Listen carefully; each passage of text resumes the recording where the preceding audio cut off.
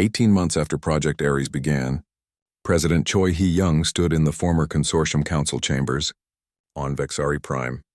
The massive hall that had once hosted debates about containing humanity now served as the site of the most comprehensive surrender in galactic history. General Park Seung-ho approached with the final casualty reports.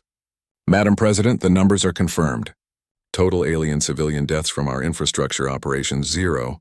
Total human deaths from their blockade, 437,000. Choi nodded grimly. Even in victory, the price had been terrible. Children on distant colonies who died while the aliens maintained their humane siege. Families destroyed while the Consortium congratulated itself on avoiding bloodshed. And their infrastructure damage? Repairable within 2 years, assuming we provide technical assistance. As Admiral Kim promised, we targeted systems, not lives. Diplomat John Mi Ray entered the chamber carrying signed surrender documents from 12 different alien species. Madam President, the Thorian Republic has just agreed to the same terms as the others. Full reparations, technology transfer, and recognition of absolute human sovereignty. Through the chamber's viewing wall, Choi could see Vexari Prime's capital city. The lights were back on, the communication networks restored, the food distribution running again. Earth's engineers had been working around the clock to repair the damage their own forces had caused. The aliens were learning that humans could be as efficient at rebuilding as they were at destroying. What's the status of their military? Choi asked. General Park consulted his datapad. Complete stand-down. The Vexari Imperial fleet has been reduced to patrol ships and cargo vessels. Their battlecruisers are being converted to civilian use under our supervision. It had taken exactly 11 months for the Galactic Trade Consortium to collapse completely, not through military defeat, but through the systematic dismantling of everything that made their civilization function. The aliens had never understood that human warfare wasn't about conquest. It was about making enemies stop being enemies. Admiral Kim's voice came through the communication system from Earth. Madam President, I'm receiving reports from our colonies. All systems are fully supplied and operational. The blockade equipment around Earth has been converted to our own use.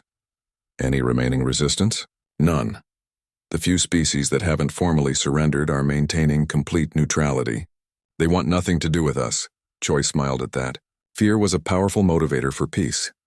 Ambassador Cho Min-ho entered with the former Consortium Admiral Velton. The alien leader looked older than his species' equivalent of 60 years. The stress of watching his perfect civilization crumble had taken its toll. Madam President, Velton said through his translator, I've come to formally request Earth's assistance in rebuilding our communication networks.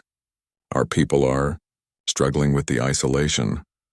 Choi studied the alien who had once confidently declared humanity too dangerous for freedom. Admiral Velton, do you understand why your blockade failed? Velton's large black eyes showed confusion.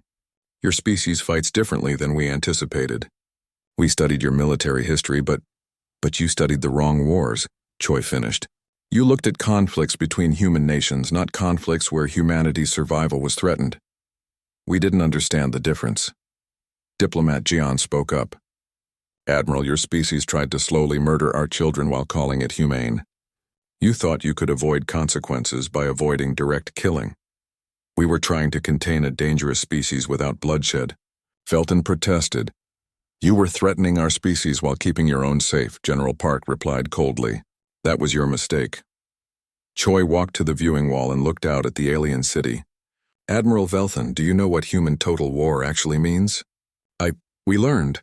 You destroyed our ability to function as a civilization. No, we showed you what we could destroy. Real human total war would have left your worlds uninhabitable and your species extinct. Choi turned back to face the alien. What you experienced was a demonstration. The alien leader was silent for a long moment. You could have killed us all. Yes, but we're not monsters despite what your council believed. We're humans protecting our children.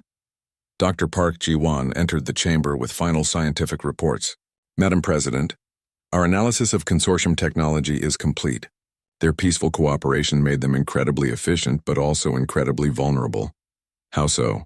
They built their entire civilization on trust and cooperation. They never developed redundant systems or defensive measures because they never imagined anyone would target civilian infrastructure. General Park nodded. They were optimized for peace, not for war. When we introduced warfare into their system, they couldn't adapt. Ambassador Cho brought up the new galactic order they were establishing. The other species have accepted our terms. Human space is now sovereign and inviolable. No alien vessel may enter our systems without explicit permission. And the colonies? Full protection under Earth authority. Anyone who threatens a human settlement answers to our entire species. Choi looked at the surrender documents spread across the former council table. Every major alien civilization in the galaxy had agreed to the same terms. Absolute recognition of human sovereignty, massive reparations for the blockade, and technology transfers to ensure Earth never faced such threats again. What about future expansion? Diplomat Joan smiled. No restrictions. Humanity is now free to establish colonies anywhere we choose. The other species specifically renounce any authority to limit our growth. Admiral Kim's voice came through the communication system again. Madam President, we're detecting massive increases in alien defensive infrastructure. They're building redundant systems and hardening their installations. They're learning, General Park observed. Good, Choi replied. A galaxy that can defend itself properly is less likely to try bullying species they consider weak. Belton spoke up hesitantly. Madam President, may I ask what happens now? To our species, I mean. Choi considered the question. You rebuild. We'll provide technical assistance and resources. In 50 years, maybe 100, your civilization will be stronger than it was before. And then you remember what you learned, that humanity doesn't want to rule the galaxy, but will burn it down before allowing anyone to threaten our species.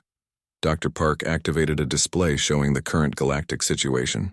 The interesting thing is, total casualties from our war were lower than casualties from their blockade. We fought more efficiently than their humane approach. Because we fought to end the war quickly, General Park added. They were willing to kill slowly as long as they could avoid taking responsibility for it. Choi walked back to the viewing wall. In the distance, she could see human ships in orbit around Vexari Prime. Not as conquerors, but as the new reality the galaxy had to accept. Admiral Velthan, your council made a simple mistake. They thought they could judge humanity by human standards. They tried to contain us the way they might contain one of their own species. What should we have done? Nothing. Humanity was expanding peacefully. We were traders and colonists, not conquerors. If you had left us alone, we would have been good neighbors. But your species is violent, aggressive. Choi turned to face him. Our species is protective. There's a difference. We don't start fights, but we finish them. Intelligence Officer Kim entered with final reports from across alien space. Madam President, all former consortium worlds report full restoration of basic services. Their governments are stable and cooperative. Any signs of rebellion or resistance? None. They seem genuinely grateful that we're helping repair the damage instead of occupying their worlds. Choi nodded. They expected conquerors. Instead, they got humans. As the day ended, President Choi stood alone in the former council chambers. Outside, the lights of Vexari Prime twinkled peacefully. Children played in parks that had been dark for months. Families gathered for meals that were possible only because human ships brought food and resources. The galaxy had learned its lesson about threatening humanity. Not through conquest or occupation, but through a demonstration of what humans were capable of when their species faced extinction. Admiral Kim's final report of the day came through the communication system. Madam President, all human colonies report normal operations. Our children are safe, Choi smiled. That was all that had ever mattered. The aliens had tried to cage Earth among the stars. Instead, they had awakened something the galaxy would never forget. A species that would do anything to protect its own. The god of war had returned to sleep, but the galaxy would remember its awakening for generations to come. And in the depths of space, where new human colonies were already being established, children played under alien suns, protected by the knowledge that their species would never again allow them to be threatened. The stars belonged to humanity now, earned not through conquest, but through the simple truth that some things were worth any price to defend. Fleet Admiral Shin Kyung-min checked the chronometer on her command ship for the 100th time. In 30 minutes, Project Ares would begin. Across human space, 67 stealth ships waited in position near their targets. The largest coordinated military operation in human history was about to unfold. Admiral, all strike teams report ready. announced Captain No Sang-hoon from the tactical station. His voice was calm, but Shin could see the tension in his shoulders. Everyone understood what they were about to do. Final confirmation from Earth Command? Intelligence Officer Kim Hyo-jin looked up from her console. Admiral Kim sends his authorization. Project Ares is approved for immediate execution. Shin nodded and opened a channel to all strike teams. All units, this is Fleet Admiral Shin. In 28 minutes, we will show the Galactic Trade Consortium what happens when they threaten human survival. On the main display, target locations pulsed across 15 alien worlds. Power generation facilities, communication hubs, food distribution centers, transportation networks. The foundation of consortium civilization. Remember, Shin continued, we are not here to kill. We are here to teach. The aliens think they can slowly murder our people while keeping their own safe and comfortable. Today they learned that human warfare doesn't work that way. Captain Lee Dobbin's voice came through from Strike Team 7. Admiral, I'm in position near the Vixari Central Communication Hub. The alien ships around the facility show no awareness of our presence.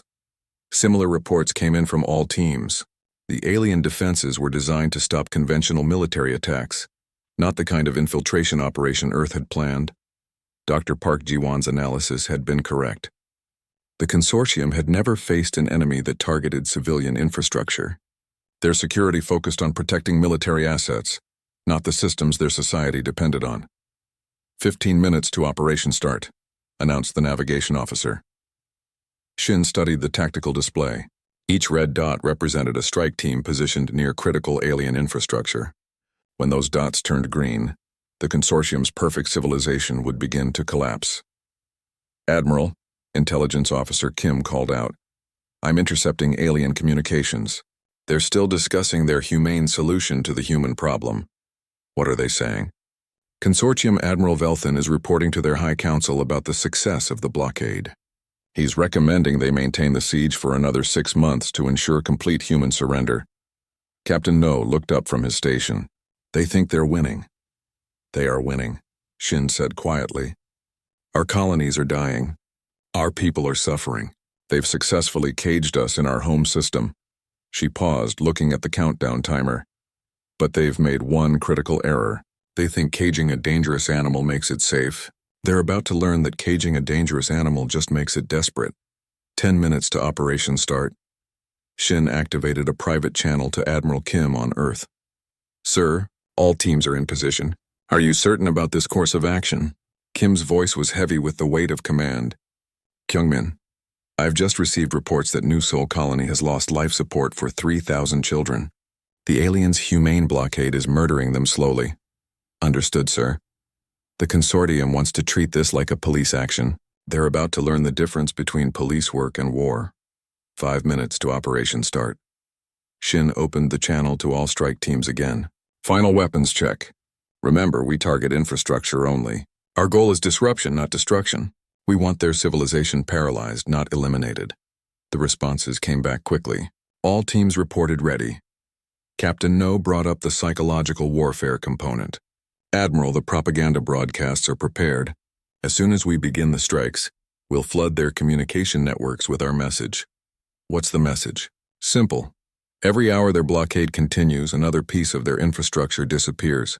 They can save their civilization by ending the siege, or watch it collapse one system at a time. Intelligence Officer Kim highlighted intercepts from alien worlds. Admiral, their civilian populations are completely unprepared for this kind of warfare. They've never experienced attacks on their basic services. That's exactly what we're counting on, Shin replied. Military casualties they can handle. But when their power goes out, their food distribution fails, and their communication networks collapse, their people will demand answers. 2 minutes to operation start. Shin looked at her crew. These were good people who had signed up to defend humanity, not to wage war against civilian targets. But the aliens had forced this choice by threatening human children. 1 minute to operation start. The countdown reached 30 seconds. Across 15 alien worlds, human strike teams prepared to introduce the consortium to a type of warfare they had never imagined. 15 seconds. Shin's voice was steady as she gave the final order. 10, 9, 8, 7, 6, 5, 4, 3, 2, 1. Execute Project Ares. Across consortium space, 67 human ships simultaneously struck their targets, not with massive explosions that would kill thousands, but with precise attacks that disabled key systems. Power grids flickered and died. Communication networks went silent.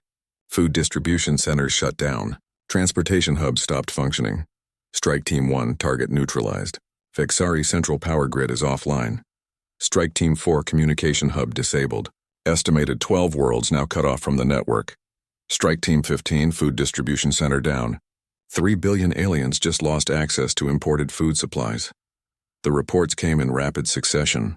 Across 15 worlds, the foundation of consortium civilization was crumbling. Captain No monitored alien military responses. Admiral, their fleets are trying to respond, but they don't know what they're responding to. They're designed to fight other fleets, not hunt down individual ships attacking civilian targets. Exactly as Professor Han predicted. They can't adapt their tactics because they've never faced this kind of warfare. Intelligence Officer Kim brought up intercepted alien communications. Admiral, you need to hear this. Consortium Admiral Velthan is trying to contact their High Council, but half their communication network is down. The audio was chaotic. Alien voices speaking over each other in confusion and growing panic. What are they saying? They're trying to understand what's happening. They keep asking why humans are attacking civilian targets. They don't comprehend this as a military strategy. Shin activated the propaganda broadcast. Across consortium space, every functioning communication network carried the same message in perfect alien languages. People of the Galactic Trade Consortium, your leaders have chosen to slowly murder human children through economic warfare. They believed they could threaten our species without consequences. They were wrong. The message continued, explaining exactly what was happening and why. Every hour your blockade of Earth continues, another piece of your infrastructure will be destroyed. Your leaders can end this at any time by withdrawing their siege. The choice is theirs. Captain Lee Dobbin's voice came through from Strike Team 7. Admiral, I'm observing massive civilian panic on Vexari Prime. They're not equipped to handle infrastructure failures. Any military response? Their ships are scattered across dozens of systems trying to protect infrastructure. They can't maintain the Earth blockade and defend their own world simultaneously. This was exactly what Project Ares had been designed to achieve. The aliens could not wage war against humanity while protecting their own civilization from human retaliation. Intelligence Officer Kim brought up new intercepts. Admiral, Consortium leadership is in emergency session. They're arguing about how to respond. What are their options? They can maintain the Earth blockade and watch their civilization collapse, or they can withdraw their fleets to protect their own worlds and free Earth. Captain No smiled grimly. Either way, they lose, Shin nodded. The aliens thought they could cage humanity without consequences. They're learning that threatening our species comes with a price they never imagined. Reports continued flowing in. Power outages affecting billions. Communication blackouts isolating entire worlds. Food shortages beginning as distribution networks failed. Transportation systems grinding to a halt. Admiral, Intelligence Officer Kim called out urgently. I'm detecting movement in the Earth blockade. Several consortium ships are breaking formation. Shin studied the tactical display. Red dots around Earth's solar system were indeed moving, heading back toward alien space to protect their own worlds. They're being forced to choose between caging us and saving themselves, she said. The god of war had awakened, and the galaxy was learning what it meant to threaten humanity's children. 6 months had passed since the Galactic Trade Consortium completed their blockade around Earth's solar system. Colonel Yoon Hae-jin read the latest reports from human colonies with growing anger. The numbers were getting worse every week. New Sol colony. Food supplies down to 3 weeks. Medical supplies exhausted. Armstrong Station. Life support systems failing. No replacement parts available. New Busan mining world. 40% of the population sick from contaminated water recycling systems. The aliens were slowly strangling humanity's children among the stars. Colonel, Admiral Kim wants to see you immediately, announced his aide, Lieutenant Park So-young. It's about the breakthrough attempts. Yoon walked quickly through the corridors of Earth Defense Command. Around him, military personnel worked with quiet desperation.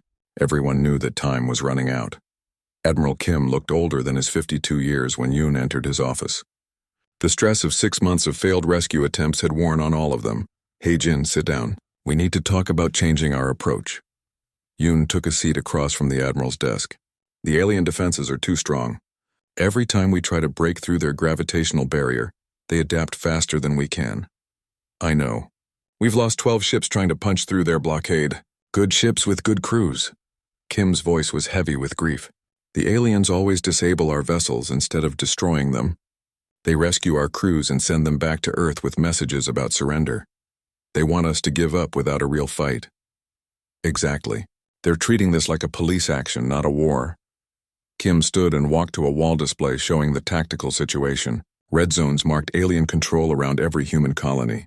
But I've been thinking about something Dr. Park told me. She said the aliens have been studying our history. Yoon frowned. What kind of history?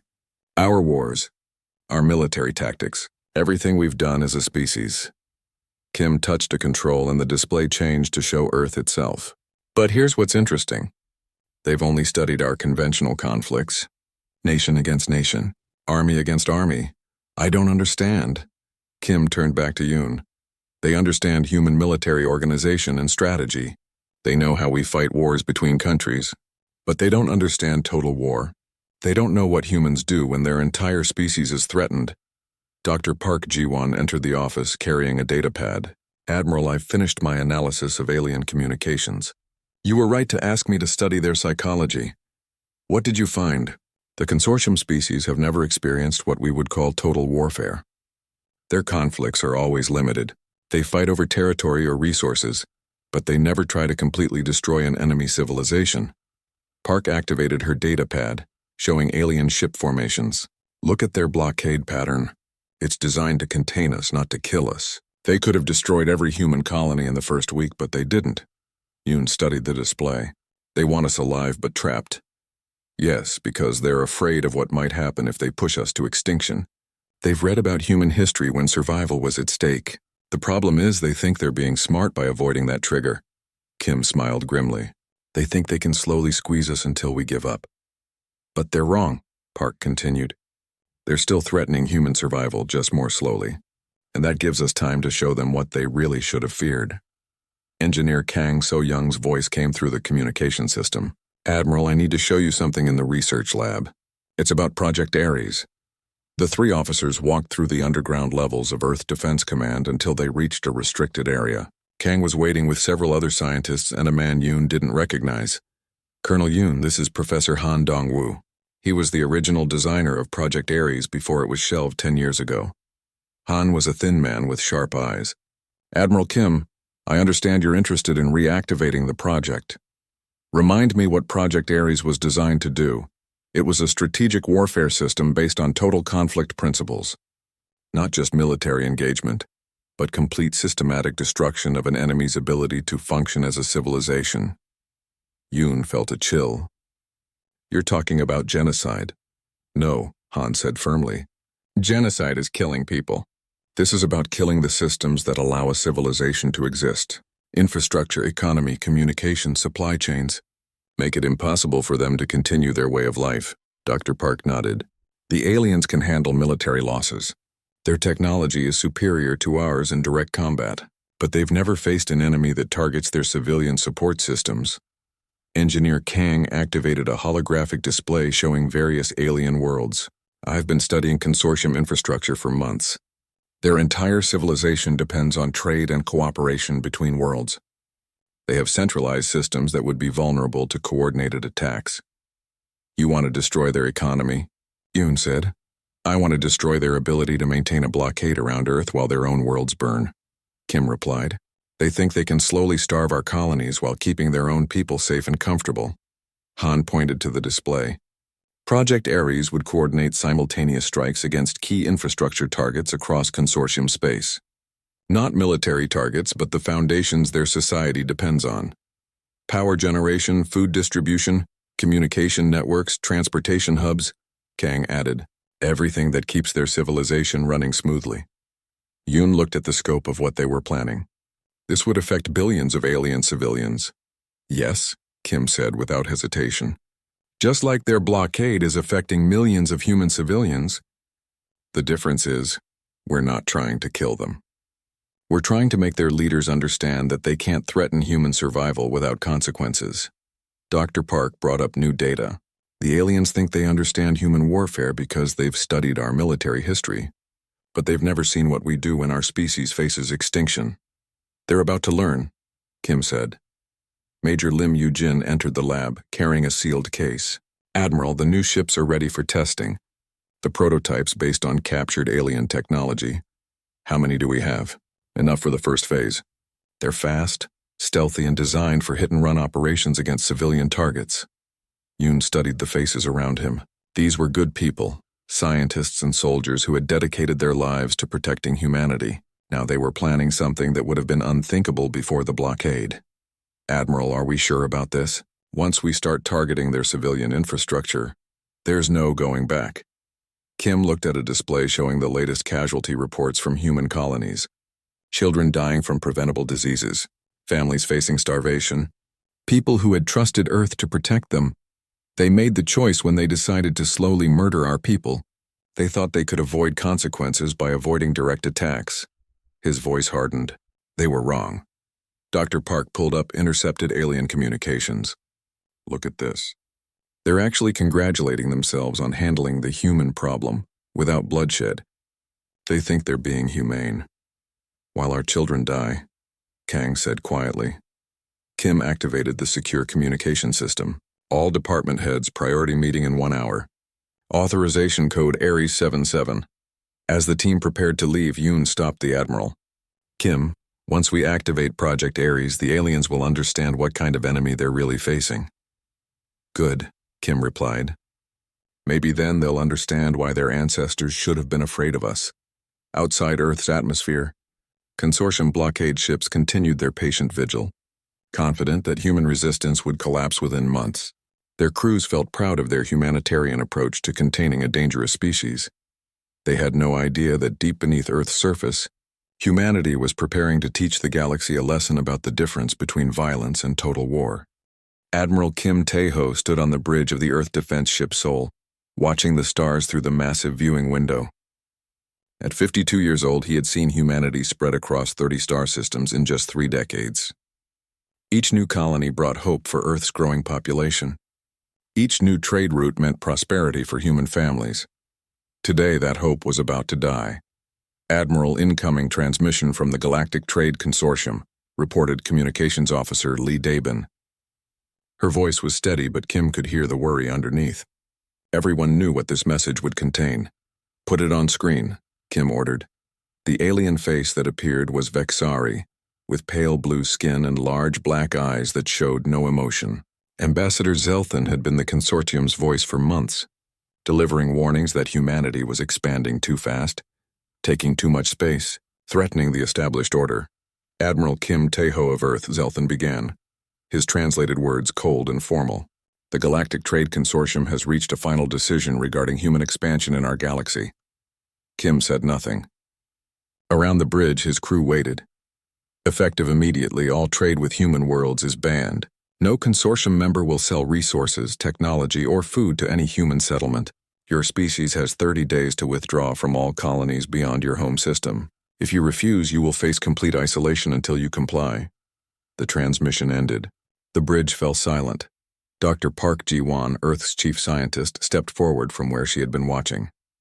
Admiral, without alien technology, our faster-than-light drives will fail within months. Our outer colonies depend on imported food and medicine. They're trying to starve us back to Earth. Kim nodded slowly. He had expected this, but hearing it made it real. How many people live in our colonies now? 43 million, Park replied.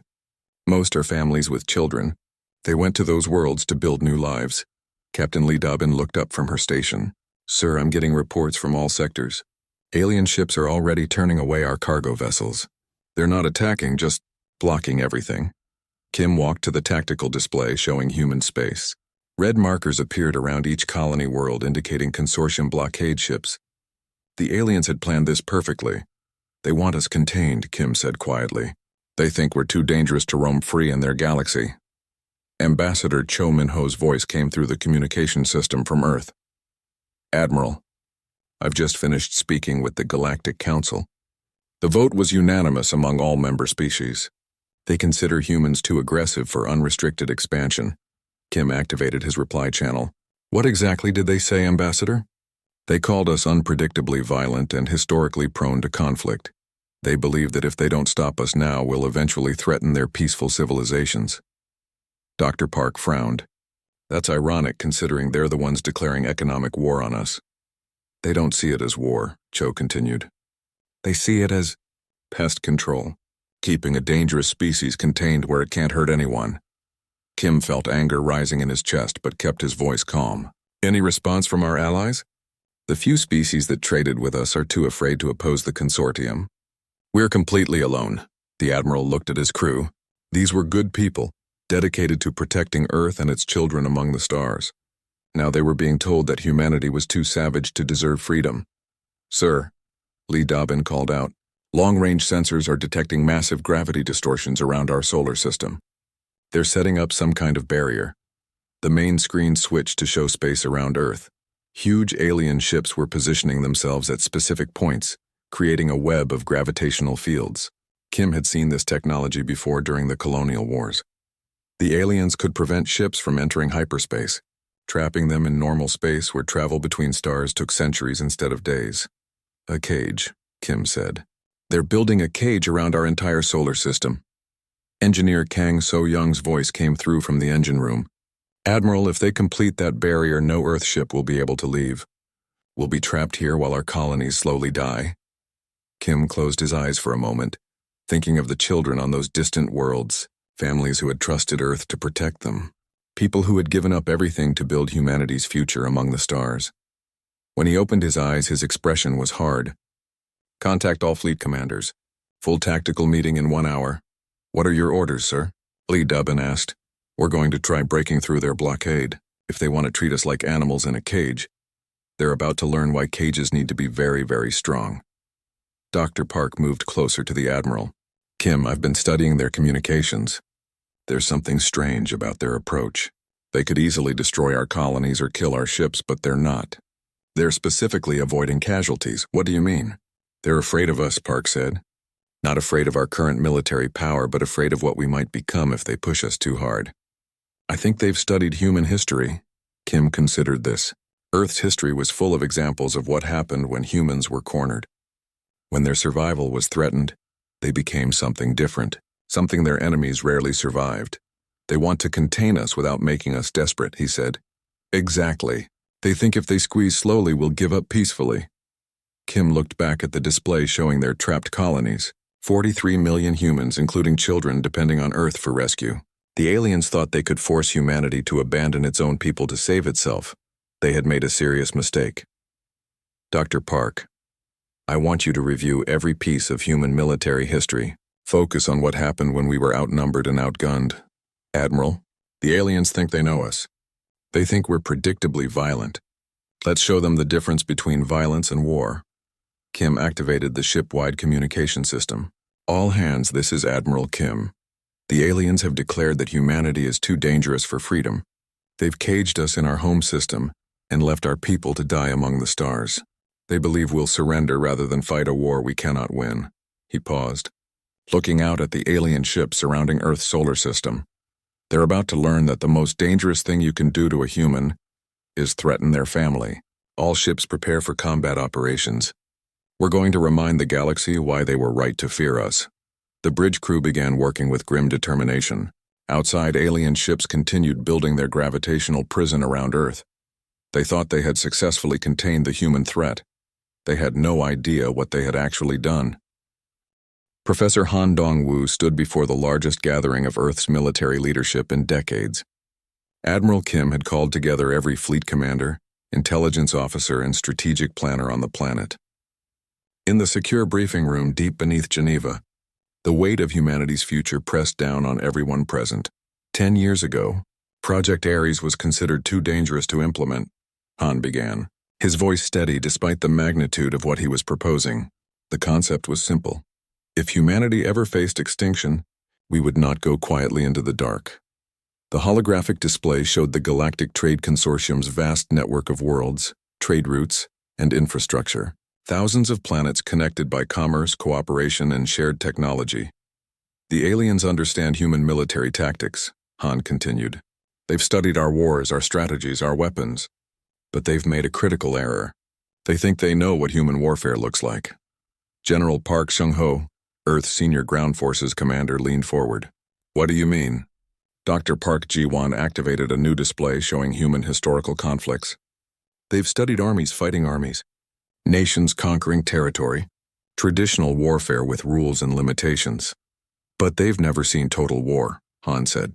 They don't understand what humans do when their survival as a species is threatened. Major Lim Yu-jin raised her hand. Professor, can you explain the difference? Han's expression grew grim. In traditional warfare, you defeat an enemy's military and claim victory. In total war, you destroy an enemy's ability to function as a civilization until they surrender unconditionally. The room fell silent as the implications sank in. Engineer Kang So-young brought up technical specifications. I've spent months analyzing consortium infrastructure.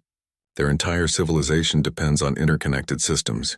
They have central power grids, unified communication networks, and shared resource distribution. Vulnerabilities, Admiral Kim said. Massive vulnerabilities. Their peaceful cooperation makes them incredibly efficient, but also incredibly fragile. If we disrupt key nodes, entire sectors of their civilization would collapse. Dr. Song Yun-hee, Earth's leading military psychologist, stood up. Admiral, I need to address the psychological aspect of what we're planning. This isn't just about tactics. It's about becoming something different. Kim nodded for her to continue.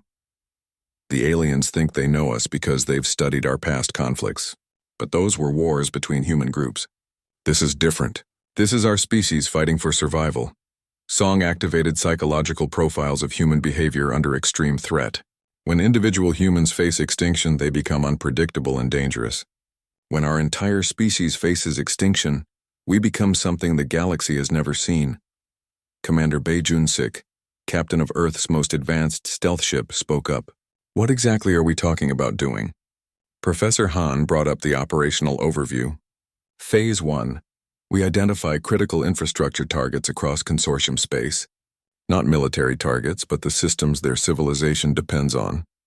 The display highlighted power generation facilities, communication hubs, food distribution centers, and transportation networks across dozens of alien worlds. Phase 2. Simultaneous strikes against these targets using our new stealth ships. We don't destroy the facilities completely, just damage them enough to cause massive disruption. And Phase 3? General Park asked. We wait, Han said simply.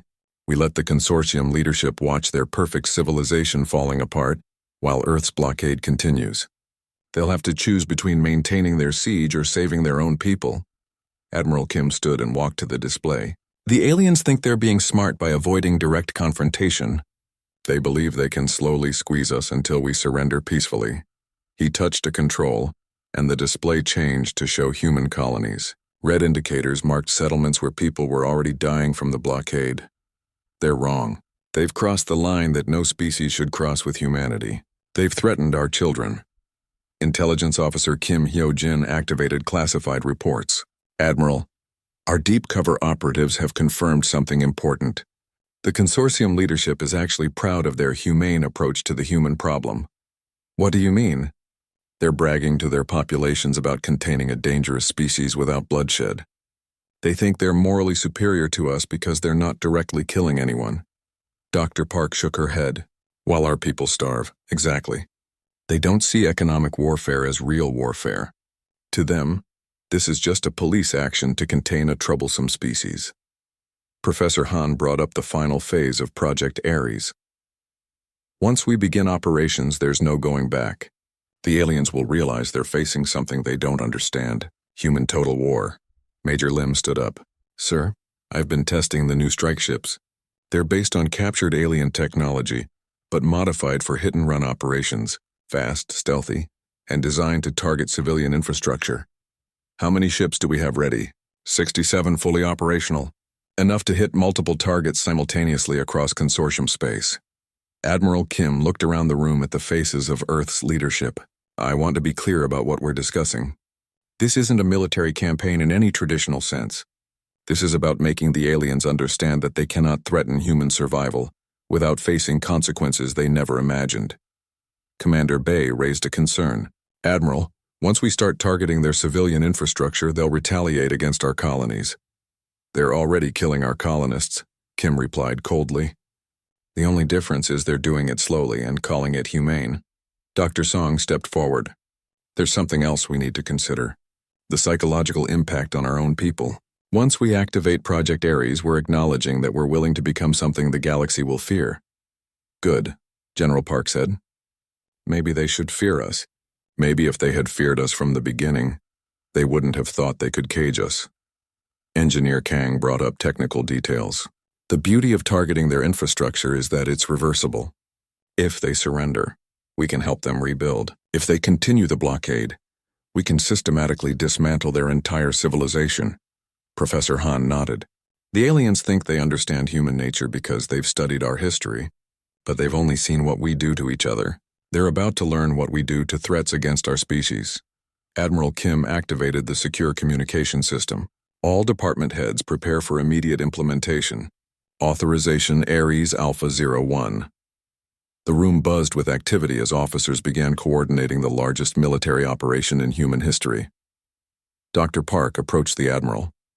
Kim, once we do this, there's no going back to the galaxy we knew. The other species will never see us the same way. Kim looked at the display showing human colonies where children were dying. Good. Maybe then they'll understand why their cage needed to be stronger. Intelligence Officer Kim brought up the final target list. 67 primary targets across 15 consortium worlds. Power grids, communication networks, resource distribution centers. If we hit them all simultaneously, their entire civilization will be paralyzed within hours. And their response? Unknown. They've never faced anything like this. Their military doctrine assumes limited conflicts with clear objectives. Professor Han smiled grimly. They're about to learn that human warfare doesn't always have clear objectives. Sometimes the objective is simply to make the enemy understand they made a mistake. As Earth's leadership dispersed to prepare for Project Ares, intercepted alien communications showed consortium commanders congratulating themselves on their patient, humane approach to the human problem. They had no idea that deep in Earth's command centers, humanity was preparing to unleash something their peaceful galaxy had never seen. A species fighting for its survival with no rules, no limits, and no mercy. The god of war was about to awaken.